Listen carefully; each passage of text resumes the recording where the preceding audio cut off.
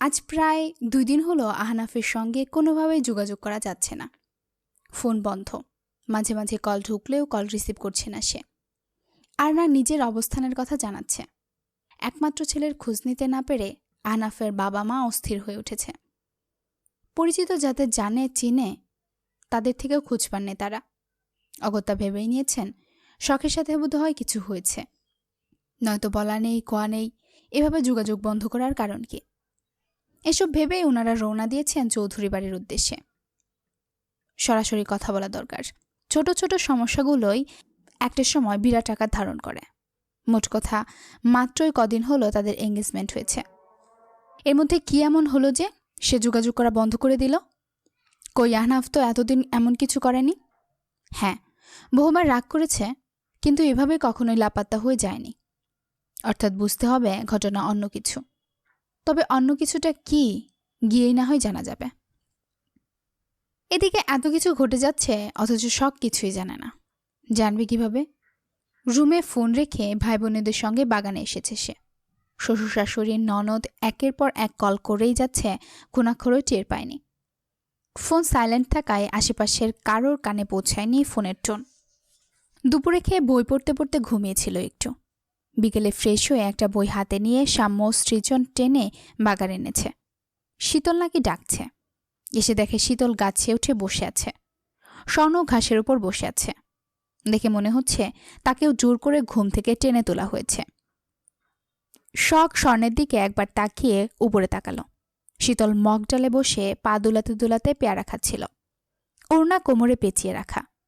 শখ তাকে দেখে নিজেও ঘাসের উপর বসল। শীতল তখন 4টা পেয়ারা ছুঁড়ে দিল ভাই বোনেদের দিকে। সাম্য, সৃজন, শখ, স্বর্ণও কামড় বসালো ডাসা ডাসা পেয়ারায়।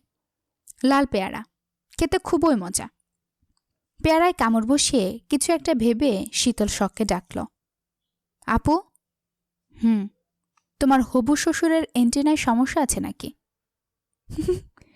ছোট বোনের মুখে হবু শ্বশুরের নামে এ কথা শুনে ভেবাচেকা খেয়ে গেল শখ। পেয়ারা চিবানো থামিয়ে চোখ তুলে তাকালো, দাঁত বের করে হাসা শীতলের দিকে। বোনকে তাকাতে দেখে শীতল সাহস পেল। সে বুক ভরে দীর্ঘশ্বাস টেনে বলল, আমার মনে হয় সমস্যা আছে। ছি ছি, এসব কি বলছিস শীতল? এসব বলতে নেই। তুমি বলো, সমস্যা না থাকলে ভাইয়ার একটা ছোট ভাই ডাউনলোড করলো না কেন? করলে তোমার সাথে আমিও ওই বাড়িতে আস্তানা গেড়ে বসে পড়তাম। শখ বিস্ময় নিয়ে তাকিয়ে আছে। এই বাজিটা কী সব বলে? বোনের মুখ দেখে শীতলের পেট ফেটে হাসি পেল, কিন্তু হাসল না, বরং শখকে আরেকটু ভরকে দিতে বলল, তোমার শ্বশুরকে ফোন দিয়ে বলো তো আরেকটা ছেলে ডাউনলোড দিতে। কার্যক্রম যা করার এখন থেকে শুরু করতে বলো। কানা বোচা যেমনই হোক, ছেলে হলেই হবে। দাও দাও, এক্ষুনি কল দাও। এমনিতেই অনেক দেরি হয়ে গেছে, তাছাড়া শুভ কাজে দেরি করতে নেই। এ কথা বলে শীতল থামতেই শ্যাম্য গেটের দিকে উকিঝুঁকি মেরে একটা সাদা গাড়ি বাড়ির মধ্যে আসতে দেখে বলল, শীতল আপু, গাছ থেকে নামো। শুদ্ধ ভাই কিন্তু বাসাতেই আছে। তোমার জন্য আমাদেরকেও না পানিশমেন্ট পেতে হয়। এই এই বেয়াদব, আমি তোর শুদ্ধ ভাইকে ভয় পাই? জানিস, তোর পিয়ারের শুদ্ধ ভাই আমাকে ভয় পায়। এই আমাকে, এই শীতলকে ভয় পাই ওই সোয়াইপ শুদ্ধ ভাই। যা, ঢপ মারার আর জায়গা পাও না। আমি ঢপ মারছি? আমি প্রমাণ দিব, দেখবি? দেখব। ঠিক আছে, আগামী লাল শুক্রবার প্রমাণ দিয়ে দিব, তখনই মিলিয়ে নিস আমার কথা। এই শীতল মিথ্যা বলে না রে পাগল, বলে না। ঠিক আছে।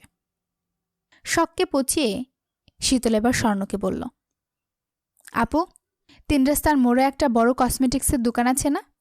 ওই দোকানের মালিকের ছেলেটার নাম রিহান। সে তোমাকে পছন্দ করে, কিন্তু ভয় বলতে পারে না। সে আমাকে 2 ডজন চুরি ঘুষ দিয়েছে তোমাকে কথাটা জানানোর জন্য। ও, সে আরও বলেছে আমি তাকে দুলাভাই ডাকলে আরও অনেক কিছু দিবে। ডেকেছিস? না। কেন? তুমি পারমিশন দিলে ডাকবো। দুলাভাই হিসেবে তাকে পছন্দ হয়েছে? না। কেন? বেটার দাঁত হলুদ, দেখলে মনে হয় 12 মাসেই জন্ডিসে ভোগে। আহনাফ ভাইয়ের মতো স্মার্ট না, কিন্তু আমার মতো কিউট মেয়ের দুলাভাই হতে হবে smart, handsome, chocolate boy type. নয়তো সমাজে মুখ দেখানোর উপায় থাকবে না। তাহলে কি ক্যান্সেল? তাহলে চুড়িগুলো ফেরত দিয়ে বলে দিস আগে দাঁতের চিকিৎসা করতে, তারপর তোকে শালি বানানোর চিন্তা করতে। ওকে। এভাবে কথায় কথায় গল্পে গল্পে ভাই বোনেরা মিলে দুষ্টুমি করতে লাগলো। তখনই সেখানে নিঃশব্দে শুদ্ধ উপস্থিত হলো। তাকে দেখা মাত্রই সবাই চুপ। শীতল পাতার আড়ালে নিজেকে লুকানোর চেষ্টায়। শুদ্ধ সব কটার মুখ দেখে জানালো আহনাফের বাবা মা এসেছে। ভদ্রভাবে সবাই গিয়ে যেন দেখা করে, কথা বলে। অহেতুক হি হি করলে এক একটাকে মেরে গাছে ঝুলিয়ে রাখবে। ভাইয়ের কথা শুনে স্বর্ণ, শখ, সাম্য, সৃজন ভদ্র বাচ্চার মতো ধীরে সুস্থে হেঁটে বাড়ির দিকে গেল। এবার শুদ্ধ মুখ তুলে তাকালো পাতার আড়ালে থাকা শীতলের দিকে। বুঝতে বাকি নেই সে ধরা পড়ে গেছে। তাই শীতল বুকা বুকা হাসল।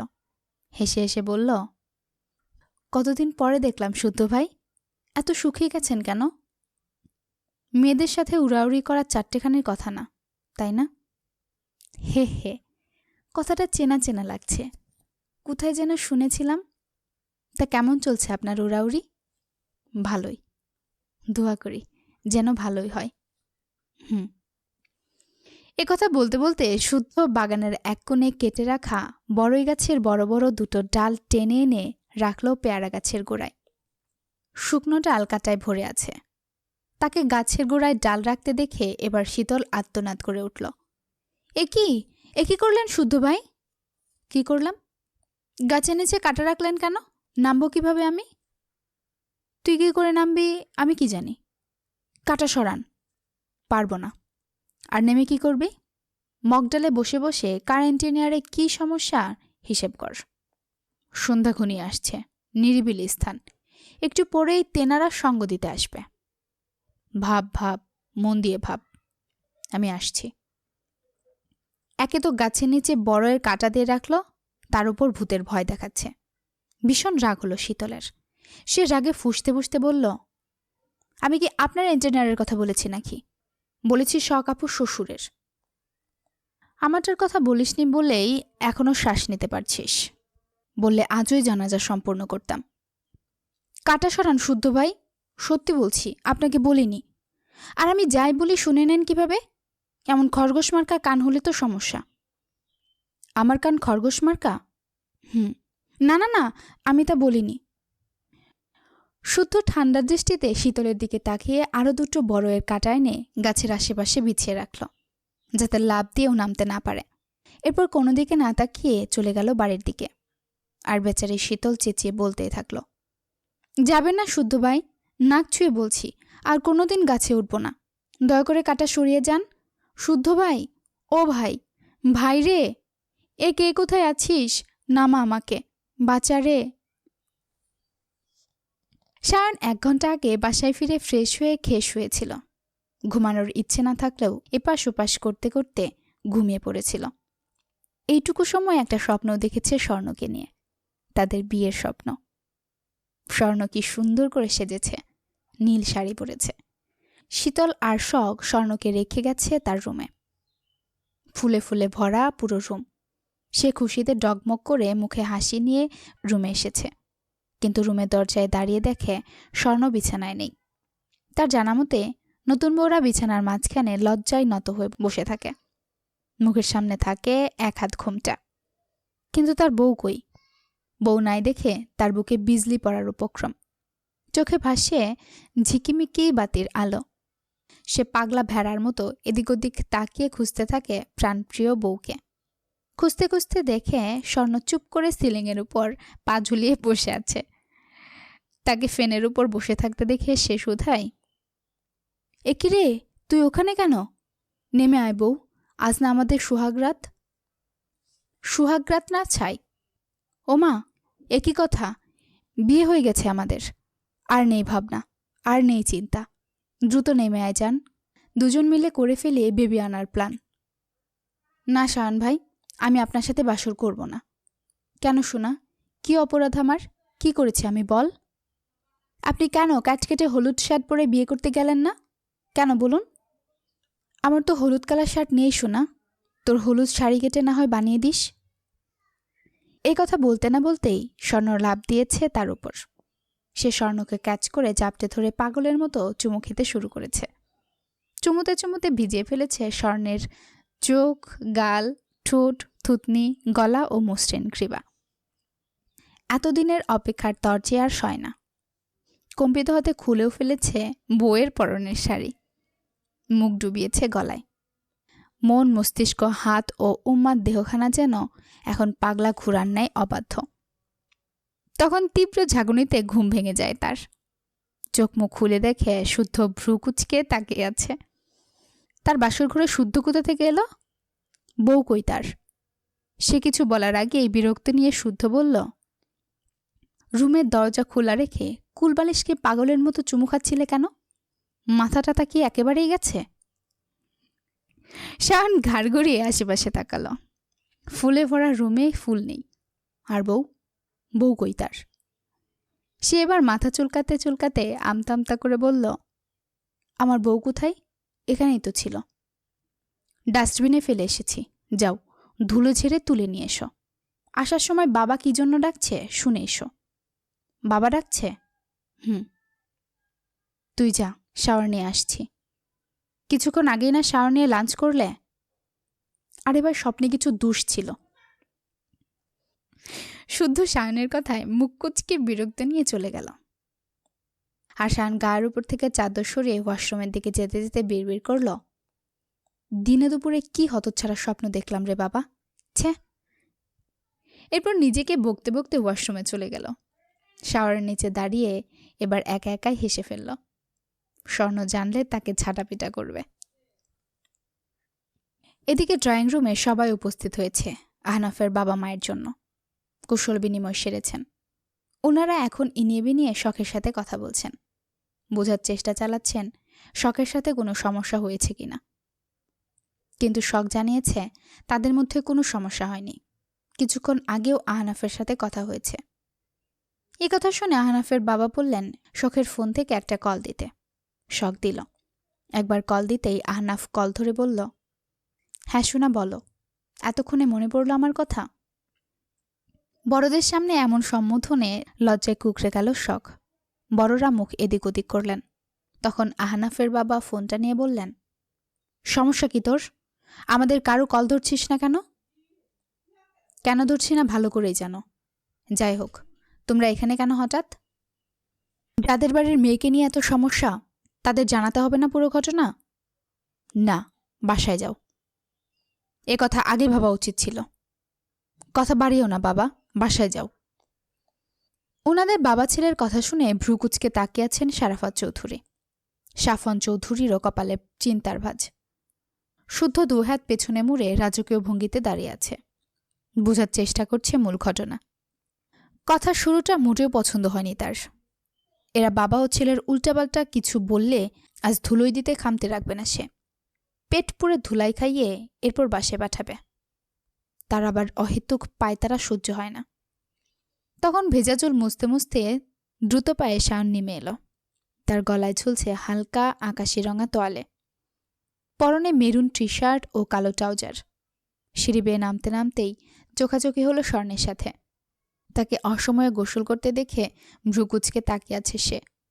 শায়ন গা ঘেঁষে দাঁড়ালো একদম স্বর্ণের পাশাপাশি। বাকিরা আহনাফদের কথা শোনায় মগ্ন। তখন স্বর্ণ কণ্ঠ খাদে নেমে বলল, অসময়ে গোসল করলে কেন? কথা বলবি না বেয়াদব। বিয়ে করতে বলে করিস না, তাহলে স্বপ্নে আসিস কেন? দূরে যা, যা বলছি। স্বর্ণ তার কথার আগামাথা কিছুই বুঝল না। ওদিকে আহনাফের বাবা পারছে না ছেলেকে দুথাপ্পড় দিতে। তখন শারাফাত চৌধুরী গলা খাকরি দিয়ে সবার দৃষ্টি আকর্ষণ করলেন। তারপর নিজে কথা বলার জন্য হাত বাড়িয়ে ফোন চাইলেন। আহনাফের বাবা ফোন এগিয়ে দিলে শারাফাত চৌধুরী স্বভাবসুলভ গুরু গম্ভীর কণ্ঠে বললেন, কি হয়েছে আহনাফ, কোনো সমস্যা? হঠাৎ উনাদের দেখে আহনাফ ভেবাচেকা খেয়ে গেল। সে দ্রুত নিজেকে সামলে সালাম দিল। শারাফাত চৌধুরী বাড়তি কথা না খেয়ে আসল প্রসঙ্গে কথা তুললেন। সরাসরি জানতে চাইলেন এসবের মানে কি। শখ কিছু করেছে কিংবা অন্য কিছু? আহনাফ মাথা নিচু করে কিছুক্ষণ চুপ থাকল। তারপর নিঃশব্দে শ্বাস টেনে বুকে সাহস নিয়ে স্পষ্ট সুরে জানাল, আঙ্কেল, বিয়ের ডেট এগিয়ে আনা যায় না? কেন? ১.৫ বছর আমার কাছে অনেক বেশি মনে হচ্ছে। কিন্তু শখের পড়া? জবাবে কিছু বলতে গিয়েও থেমে গেলেন শারাফাত চৌধুরী। অনুধাবন করার চেষ্টা করলেন ছেলেটার ব্যাকুলতা, কাতরতা। এই বয়স, এই সময়, এই উপলব্ধির সাথে পরিচিত তিনি। আজ বয়স বেড়েছে, চুলে ২-১টা পাক ধরেছে, মানে এই না তার অনুভূতিও লোপ পেয়েছে। মনে মনে কিছু একটা ভেবে উনি ফোনের দিকে দৃষ্টি রেখে সরাসরি শখকে শুধালেন, মা, তোমার কি মতামত? বিয়ের ডেট কি এগিয়ে আনব? শখ আমতা আমতা করে উনার এক কোণা শক্ত করে চেপে ধরেছে। সত্যি বলতে সে জানে আহনাফ কেন এমন করছে। আসলে সে শখকে ছাড়া থাকতে পারছে না। তার একটা দিন একটা বছরের মতো মনে হচ্ছে। ১.৫ বছর তার কাছে নাকি ১.৫ যুগের সমান। এই দূরত্ব না ঘুচলে সে পাগল হয়ে যাবে। তার একটাই অভিযোগ, চৌধুরী বাড়ির বড় কন্যা দিনকে দিন তাকে পাগল বানিয়ে দিচ্ছে। ফোনের অপর পাশ থেকে চুপ করে শুনছে আহনাফ। সে এক মনে আল্লাহকে ডেকে যাচ্ছে যাতে শখ মুখ ফুটে তার সম্মতি জানায়। শারাফাত চৌধুরী দেখছে আহনাফের অস্থিরতা আর শখের নির্লিপ্ততা। তখন সায়ন মুখ খুলল। আহনাফের উদ্দেশ্যে বলল, ডেট এগোবে ঠিক আছে, কিন্তু শখের পড়াশোনার কথা আগে ভাবতে হবে। এতদিন এত কষ্ট করে তীরে এসে তরি ডুবানো যাবে না। গার্জিয়ান হিসেবে তোমাকে তো বুঝতেই হবে আহনাফ, ডাক্তারি পেশাকে অন্যের সাথে গুলিয়ে ফেললে চলবে না। এই কথা শুনে আহনাফের মুখটা মলিন হয়ে গেল।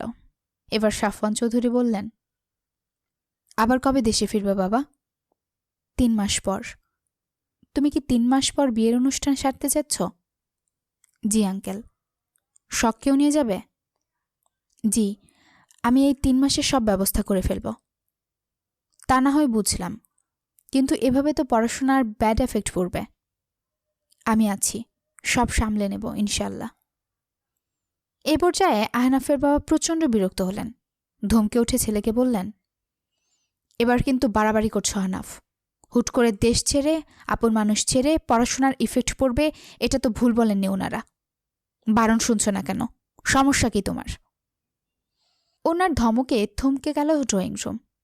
শখ নীরবে কাঁদতে লাগল। তবুও আহনাফ দমল না। সে মলিন মুখে জবাব দিল, ওকে ছাড়া আমার উপরেও খুব বাজে এফেক্ট পড়ছে বাবা। এই আমিটা দিন দিন বড্ড বেশি এলোমেলো হয়ে যাচ্ছি। বউ আমার, বিয়েও করব আমি, তাহলে আগে করলে কি সমস্যা? ওকে আজ হলেও আমার কাছে আসতে হবে, কাল হলেও। তাহলে আগে পিছের হিসেব করে লাভ কি? নিজের কথা সাইডে রেখে আমার কথাটাও ভাবো তোমরা, প্লিজ। থমকে গেল সবাই, কথা হারিয়ে গেল। একটা ছেলে কতটা ভালোবাসলে এভাবে সবার সামনে প্রিয় মানুষটাকে কাতর সুরে চাইতে পারে, আপন করার আকুলতা দেখাতে পারে। আহনাফের কথায় শখের বুকের পাঁজর ভেঙে এলো।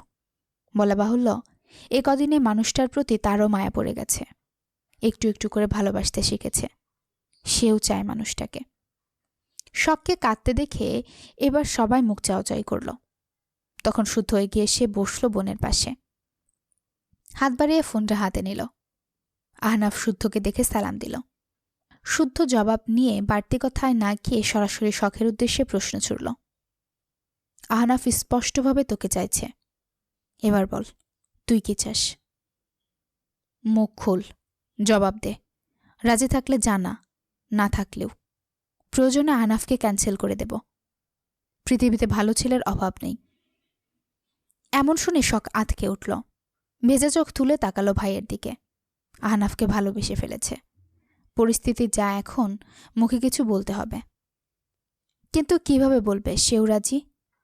৩ মাস পর বিয়ে হলেও তার সমস্যা নেই। বোনের চুপ থাকতে দেখে শুদ্ধ বলল, তাহলে বাদ? আমার কোনো সমস্যা নেই ভাইয়া। তাহলে ৩ মাস পরেই? হুম। তখন সাফওয়ান চৌধুরী বললেন, কিন্তু তোর পড়াশোনা? এ কথার জবাব শখের দেওয়া হলো না, কারণ আহনাফের চোখে চোখ রেখে শুদ্ধ পুনরায় তাকে জিজ্ঞেস করে বসল, শখের পড়াশোনা নিয়ে তোমার আপত্তি আছে? না ভাইয়া। ভেবে বলছ? জি ভাইয়া। ভালোবাসলে ভালোবাসার মানুষের চাওয়া পাওয়াকে ভালোবাসতে হয়, খেয়াল রাখতে হয়, তার ভালো মন্দ সকল সমস্যার সমাধানদাতা হতে হয়। আশা করি তুমিও তাই হবে। এইটুকু বলে সে মেজো চাচুর দিকে তাকালো। ওনার বলা কথার জবাবে বলল, বিয়ের পরেও মেয়েদের পড়াশোনা হয়, শুধু প্রয়োজন হয় নিজের চেষ্টা আর আপনজনদের সাপোর্ট। নিজের স্বপ্ন পূরণ করতে এই দুটোই যথেষ্ট। তাছাড়া বিয়ের পর আহনাফ যদি শখের পড়াশোনায় সামান্যতর বাধার কারণ হয়, আমি কথা দিচ্ছি বোন রাখবো না ওর কাছে। কারণ ওকে মনে রাখতে হবে সে চৌধুরী বাড়ির সম্পত্তি নয়, স্বয়ং চৌধুরীদের কলিজা নিয়ে যাচ্ছে। যাকে তাকে এই অমূল্য রতন আমরা দেব না। যাকে দেব তাকে অবশ্যই যোগ্য হতে হবে। কতটুকু যোগ্য কথাই নয়, কাজে করে দেখাতে হবে। শুদ্ধর প্রতিটা শব্দের ভার বুঝতে বাকি রইল না কারো। এই যে ঠান্ডা মাথায় শীতল কণ্ঠে হুমকি।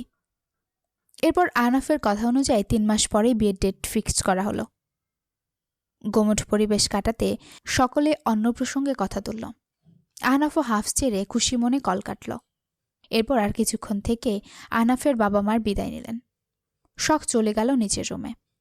একে একে ড্রয়িং রুম ফাঁকা হতেই শায়ন রুমের দিকে যাওয়ার জন্য পা বাড়াল। রুমে না, সে যাবে স্বর্ণের রুমে। কারণ পাজিটা তাকে বিয়ে করতে চায় না, অথচ স্বপ্নে এসে কী সব করে যায়। কেন করে এসব?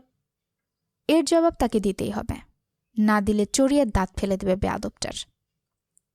কিন্তু সে যাওয়ার আগে শুধু পাশ কাটিয়ে যেতে যেতে বলল, বাগানে যাও, কেউ তোমাকে ডাকছে। এই কথা বলে শুদ্ধ রুমে চলে গেল। শায়ন ভেবেছে স্বর্ণবোধ হয়, তাই সেও পা বাড়ালো বাগানের দিকে। কিন্তু গিয়ে কাউকে দেখল না, খুঁজল এদিক ওদিক। হঠাৎ কারো কান্নার শব্দে আর একটু এগিয়ে যেতেই কান্নার শব্দ তীব্র হলো। ভালো করে খেয়াল করে দেখল স্বর্ণ নয়, শীতল গাছের উপর বসে ভ্যা ভ্যা করে কাঁদছে। গাছের নিচে কাটা বিছিয়ে রাখা। তাকে দেখা মাত্র শায়ন বিচলিত হয়ে বলল, এ কি কাণ্ড, এখানে কেন তুই? আর এভাবে কাটা বিছিয়ে রাখা কেন? ওই কুত্তা বিছিয়েছে। কুত্তা? কুত্তা এভাবে কাটা বিছিয়েছে? বলিস কি, এতে কি ডিজিটাল কুত্তা? একে তো জাদু করে রেখে আসা উচিত। সেই সাথে নাম করা উচিত কাটা বিছানো কুত্তা। অন্য সময় হলে শায়নের কথা শুনে শীতল খিলখিল করে হাসত, কিন্তু এখন মোটেও হাসতে ইচ্ছে করছে না। তার নাক টেনে ফুপাতে ফুপাতে জবাব দিল, এই কুত্তা সেই কুত্তা নয়, এটা মানুষ কুত্তা। মানুষ আবার কুত্তা হয় কিভাবে? কি বলছিস পাগলের মতো? কাটা সরাই, নেমে আয় দেখি। এ কথা বলে শায়ন একে একে কাটাগুলো সরালে শীতল গাছ থেকে নেমে এলো।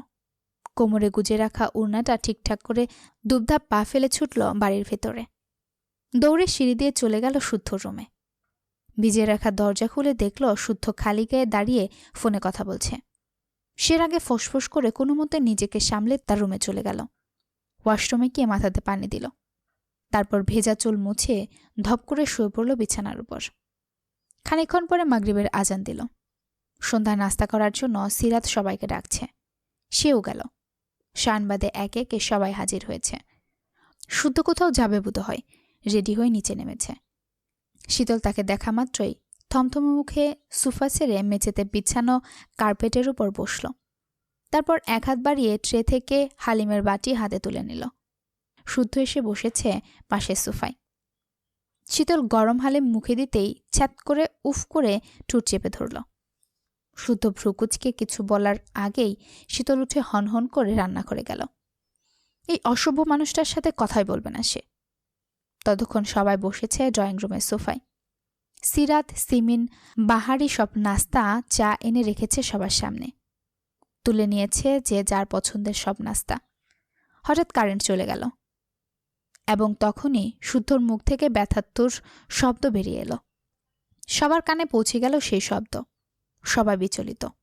কি হয়েছে উতলা হয়ে জানতে চাইতে না চাইতেই জেনারেটর অন হয়ে গেল। ঝকঝকে আলোয় ভরে উঠল ড্রয়িং রুম।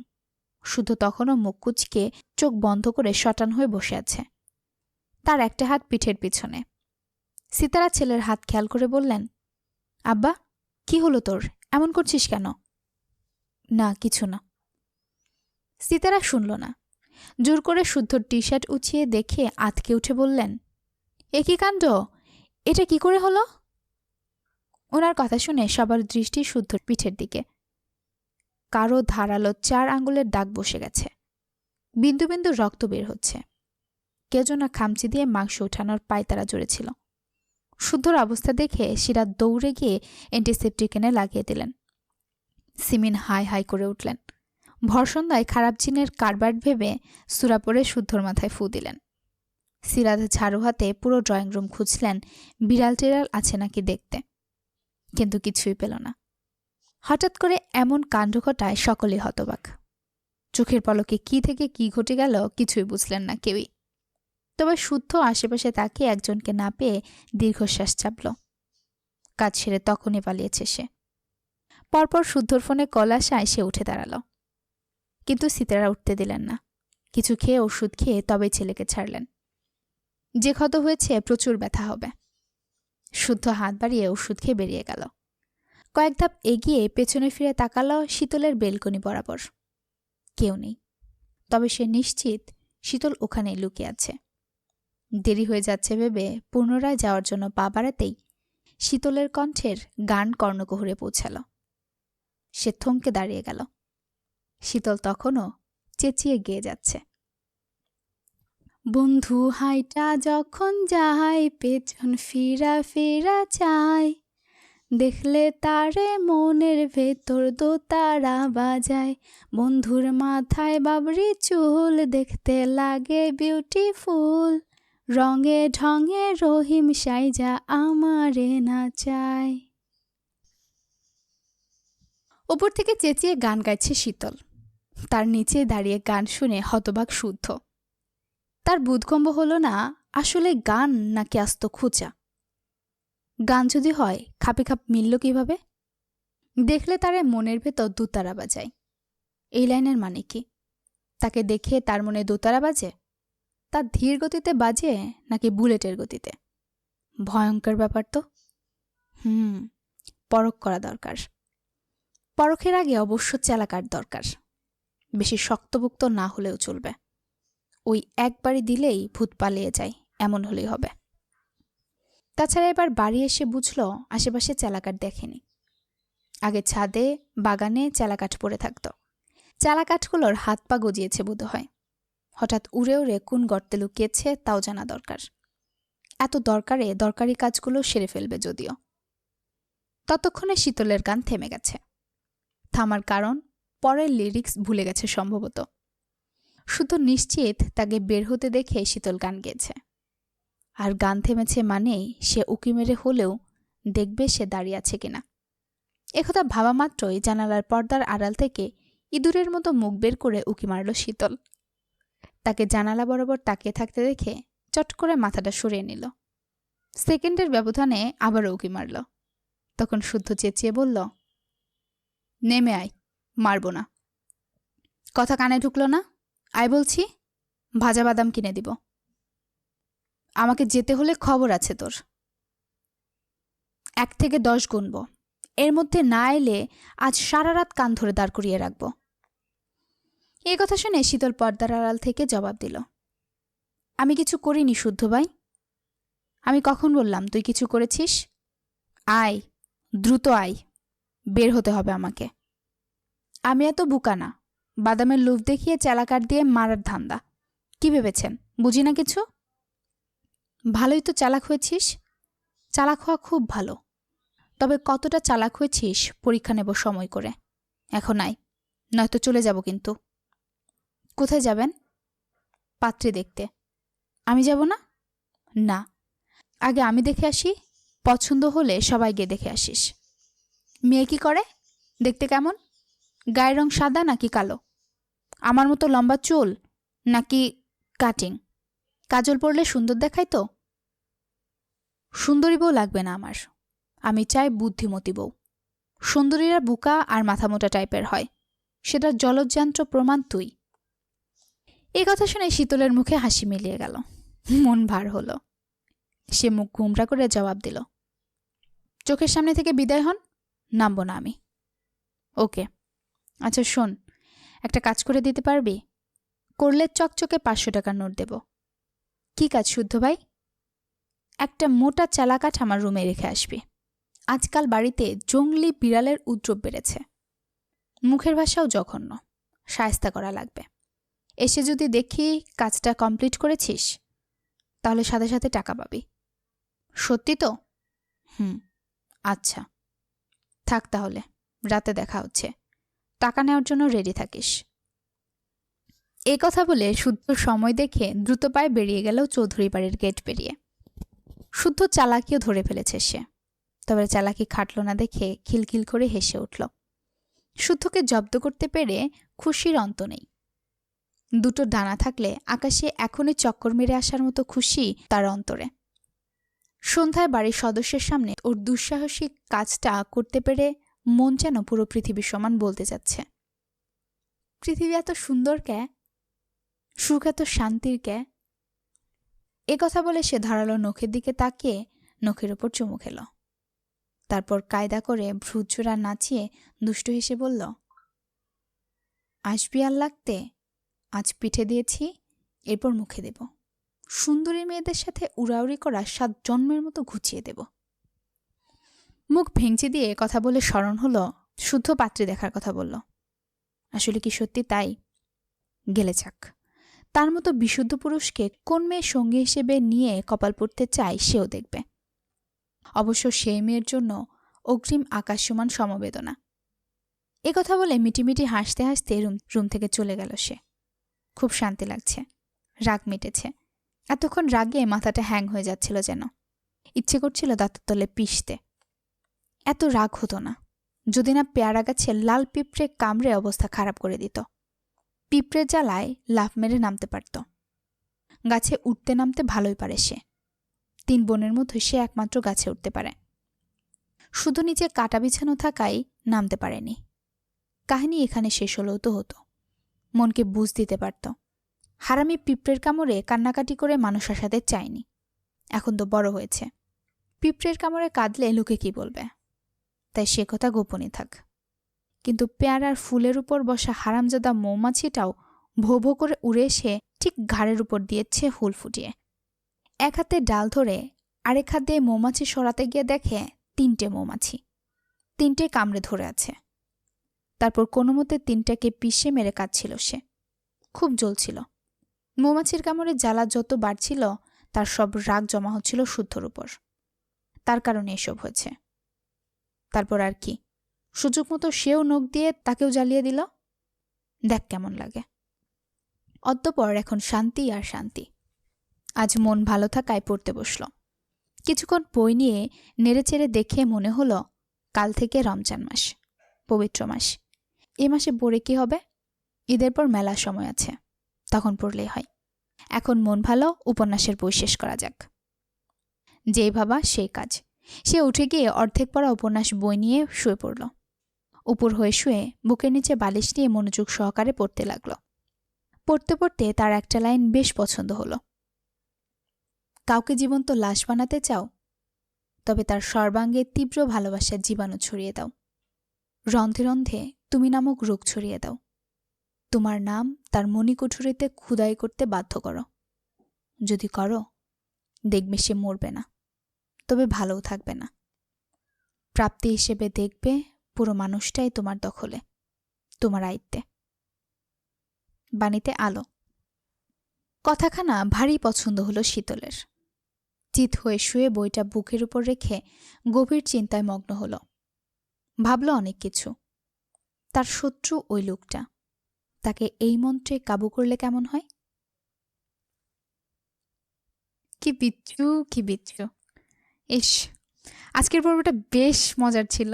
আমি প্রচুর হেসেছি আজকে। একদম অসাধারণ সুন্দর ছিল।